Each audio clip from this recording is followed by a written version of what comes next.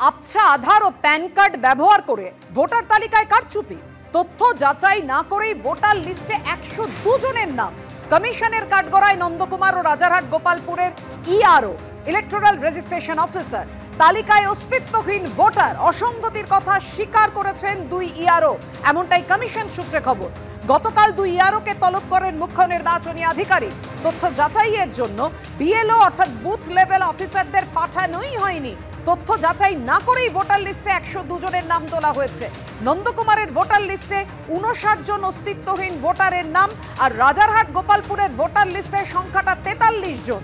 যাচাই না করেই তালিকায় 102 জন ভোটারের নাম। কমিশন সূত্রে এমনই খবর। ইআরওদের আইডি ছাড়া কিভাবে ভোটার তালিকায় উঠলো 102 জনের নাম? সংশ্লিষ্ট ডেটা এন্ট্রি অপারেটরদের নিয়োগকারী এজেন্সিকে নিজেদের আইডি দেন দুই ইআরও। অস্তিত্বহীন ভোটারদের নাম নথিভুক্তকরণে জড়িত দুই ইআরও। কমিশন সূত্রে এমনই খবর। সংশ্লিষ্ট ডেটা এন্ট্রি অপারেটরদের বিরুদ্ধে এফআইআর এর সিদ্ধান্ত নেওয়া হয়েছে। কমিশন সূত্রে খবর।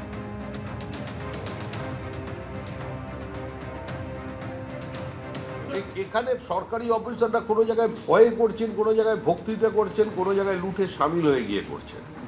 এখন নির্বাচন কমিশন হচ্ছে রাজহাঁসের মতো, তো মার্কেটে ঢুকে পড়েছে, জল আর দুধ আলাদা করে দেবে।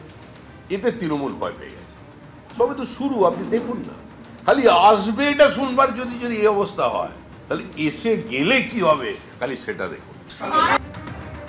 অর্থাৎ বুঝতেই পারছেন যে অভিযোগ এই মুহূর্তে দুই ইআরওর বিরুদ্ধে মুখ্য নির্বাচনী আধিকারিক ইতিমধ্যেই দুই ইআরওকে তলব করেছেন। কারণ কাঠগড়ায় দুই ইলেকটোরাল রেজিস্ট্রেশন অফিসার, তাদের বিরুদ্ধে যে অভিযোগ উঠেছে নন্দকুমার ও রাজারহাট গোপালপুরের এই দুই ইআরওর বিরুদ্ধে, তাদের তালিকায় অস্তিত্বহীন ভোটার 102 জনের নাম ভোটার তালিকায়।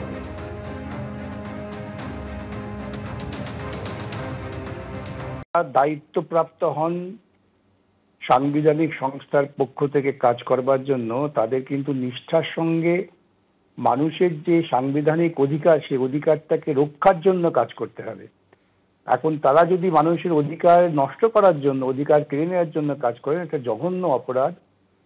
প্রকৃতপক্ষে ভারতবর্ষের সংবিধানকে অগ্রাহ্য করার মতো ব্যাপার। সেই জন্যই যদি কোনো কর্মচারীকে দেখা যায় যে তারা উদ্দেশ্যমূলকভাবে কোনো অপকর্ম করছেন, তাদের বিরুদ্ধে কড়া ব্যবস্থা নেওয়া উচিত। এক্ষেত্রে কোনো রকম সহানুভূতি, কোনো রকম দুর্বলতা দেখানোটা ঠিক না। দেশের সংবিধানটাকে মর্যাদা দিয়ে তাকে রক্ষা করতে হবে, এই যে প্রাথমিক দায়িত্ব হওয়া উচিত মন্ত্রী থেকে আরম্ভ করে নিজের একজন ক্লার্ক পর্যন্ত। সেই কাজটা করা হোক ঠিকভাবে। এক্ষুনি ধরে কোমরে দড়ি বেঁধে জেলে ঢুকিয়ে দেওয়া উচিত। মানে ভারতবর্ষে একদিকে চুরি, ভোট চুরির চেষ্টা, আরেকদিকে বৈধ ভোটারকে বাদ দেওয়ার চেষ্টা, আর এখানে পশ্চিমবঙ্গে একেবারে দুর্নীতি করে একেবারে ক্যাটাগরিক্যালি এই যে যারা করছে, অবৈধ ভোটারদের নাম তুলছে, বৈধ ভোটার বাদ দিচ্ছে। গণতন্ত্র কি এটা কি ছেলে খেলা হচ্ছে?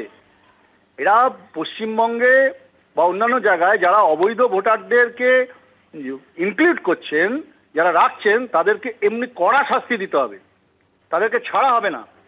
অবৈধ ভোটার, মৃত ভোটার, ডি ভোটারকে লিস্টে রেখে বৈধ ভোটার বাদ দেওয়া মানে হচ্ছে এক গণতন্ত্রের চুরি।